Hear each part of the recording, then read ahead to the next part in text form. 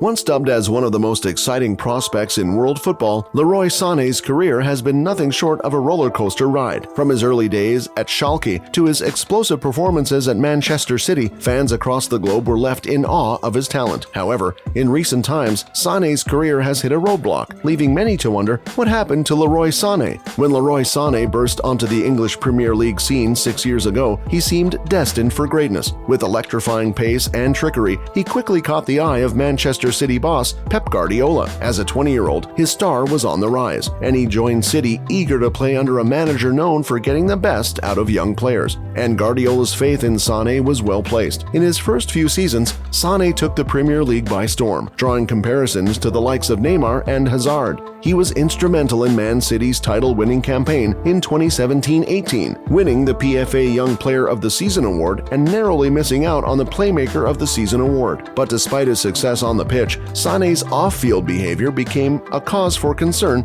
for Guardiola. In January 2017, he was reportedly given a serious dressing down after attending a New Year's Eve party and being late for training the next day. However, Sané bounced back, and his performance continued to improve. In the summer of 2020, Sané made a move back to his native Germany, signing for Bayern Munich. But this move almost didn't happen. Bayern had been closely watching Sané for some time and was keen to sign him as a replacement for the retiring Frank Ribéry. But just as negotiations were in the advanced stages, Sané suffered a serious injury that kept him out for the entirety of the 2019-20 season, effectively ending Bayern's pursuit of his signature. Once he recovered, Sané reportedly refused to sign a contract extension at Man City and ultimately made the move to Bayern for a fee of £44.1 million.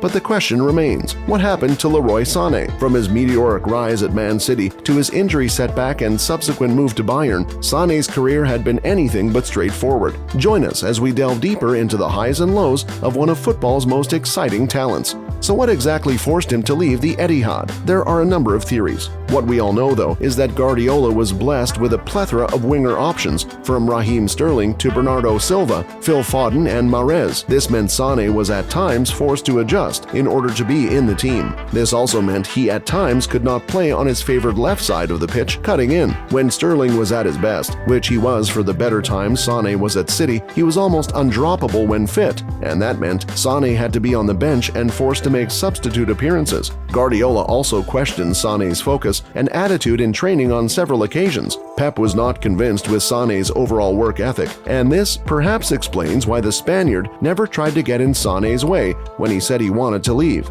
The club's hierarchy backed him and allowed Sané to head back to his native country. There was always the feeling that Guardiola expected more and wanted from Sané, that he should have made more of his opportunities. The winger, on the other hand, felt he should have played more and that he never got the support and trust of his manager. They were not on the same page, and it was only a matter of time before Sané decided it was enough, and he decided his future belonged elsewhere. In his first season at Bayern, Sané showed flashes of his promise, but nothing to get fans off their seats. It was below par, considering the expectations around his arrival. Many understood that coming off the knee injury would take him some time to fully rediscover his best form. It bought him some time. In the end, he finished the campaign with 10 goals and 12 assists in 44 matches across all competitions. The fans also got to see the dark side of Sané that they only heard during his time at Man City. Some diva-like tendencies and a questionable attitude both in training and during matches. Then came the unavoidable disagreements with manager Hansi Flick,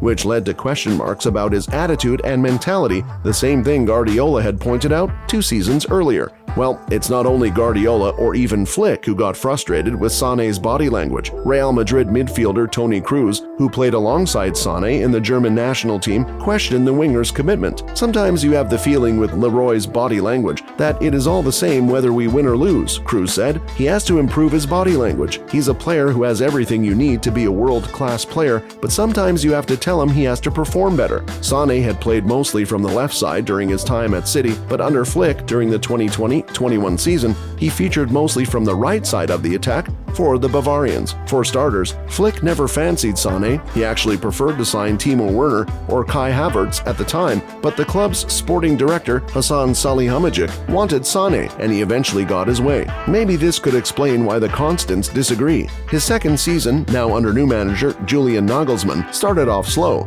In the following weeks, Nagelsmann changed his formation and shifted Sané to his favored left wing, and the fans started seeing a player they went through a lot to acquire. He was settling in just fine. Even when Nagelsmann changed to a back three, Sané performed really well as an attacking midfielder. But then, something happened, and the winger's performance soon dropped off the table. The second half of the season was poor, with just 3 goals and 4 assists in 19 games across all competitions. At this time, once again, he had run-ins with manager Nagelsmann, and even teammates could pick out his poor attitude. The winger is currently in his 3rd season at the Allianz Arena, and there's nothing much to write home about. He shows flashes of promise, just like in the first season. The arrival of Sadio Mané in the summer further complicated everything for the Germans. Bayern's current front four are playing brilliant football. Serge Gnabry and Mané through the middle, with Jamal Musiala and Thomas Müller also available. It's hard to accommodate Sané. Sané's undeniable talent and flair got fans salivating at the prospect of him being part of the next generation of Bayern Munich wingers. Many fans thought, finally,